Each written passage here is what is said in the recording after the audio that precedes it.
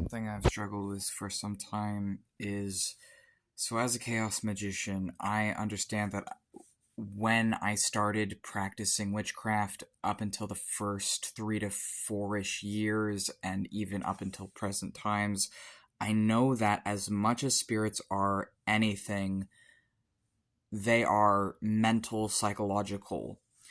They're also embodiments of nature, the constellations, the stars, the planets, the universe, and conceptual and abstract. But as much as they are anything, they are also psychological and mental. And I've struggled with this because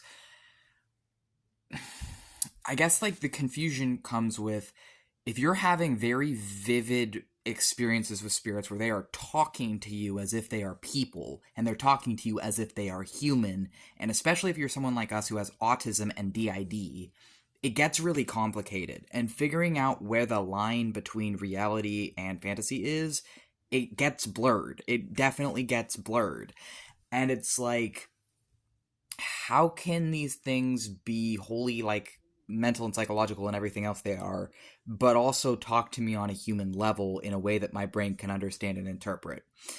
And personally, I am a believer in Carl Jung's idea of the collective unconscious, because I feel like my own personal experiences as a magician and also as a DID system, for me, I feel like are in line with the idea of a collective unconscious, or a collective place where all the characters and ideas and imaginations and thoughts and beliefs and things of a society are that aren't necessarily conscious in their day-to-day life, but that are beyond just a singular subconscious. And I think that such a thing is definitely possible, and that it would be a part of our nature and a part of nature, and that definitely spirits are emanations of nature and of the human psyche. But it gets confusing because when you're working with these spirits and you're having experiences with them, like personal experiences with them that you know are real for you, and it's like, where is this like where is this line, I guess? Or it's like I have, like, in my headspace, I'm noticing that I resemble Osmodius in some ways, but I never met Osmodius until this week. And I mean, to be fair, I also resemble a bunch of frickin' demons, because spiritually I was taught by Samael on the left-hand path through the Sephiroth and Qlipoth, and I integrated a bunch of parts of my subconscious and made them conscious.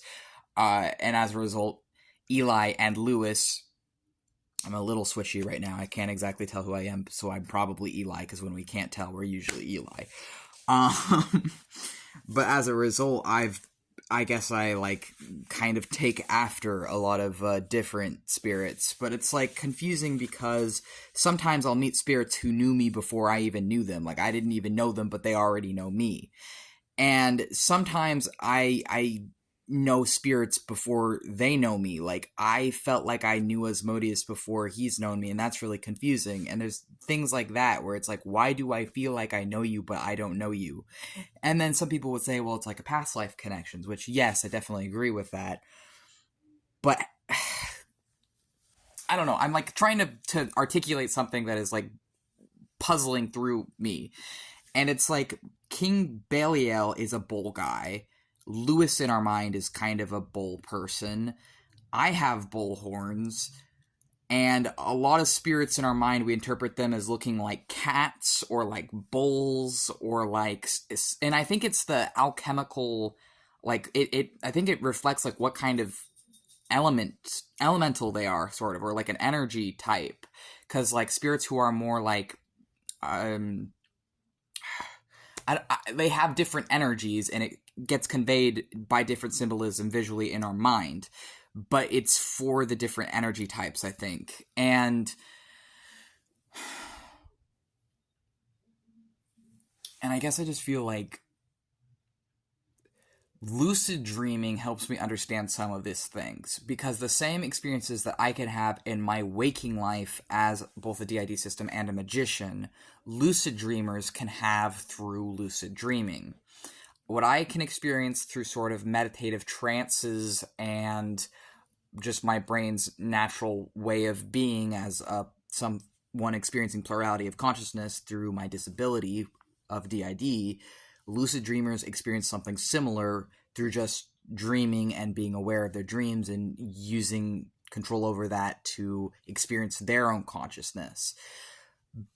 But I guess I also feel like there's no real way of knowing what is just your mental perception of things versus what is coming from outside of you. And you kind of just have to find that balance for yourself. But to me, it's like, I try and think of it as like, okay, well, what do these things represent? Like, if I'm working with Samael, who is Samael? Samael is death. Samael is the Qlipoth. Samael is the male version of Lilith. Samael is an embodiment of death and the highest Satan or accuser or opposite or judge of humanity in post-Talmudic and Talmudic lore.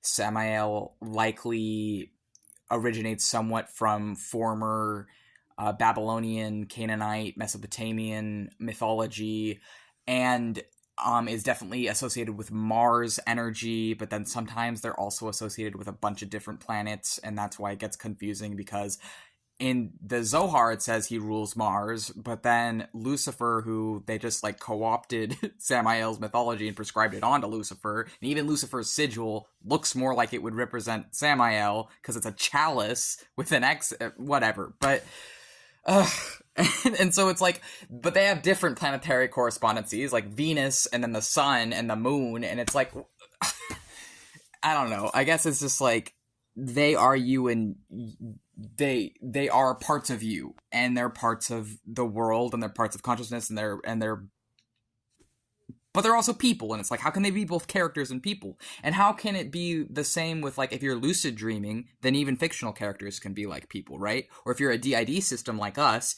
you can actually have headmates in DID that are like started as like video game characters or like something from like a fictional source, but then they become an actual person through your own consciousness and still can split off and speak through you, right? So how does that work? And I think it is like consciousness itself is like a story or an hallucination we believe in. All of our senses are hallucinated by our brain. All we are is our history and memories and stories we believe in. So if you change those stories, or if something fractures the link between them, like in DID, then I guess what you are is a bit more expansive, where it's a bunch of different things. But I think that everything comes down to ideas, and if it's like living ideas that are given life through conscious experience of them, and who they are changes through your interpretations and experiences of them, and who they are to you may not be who they are to others.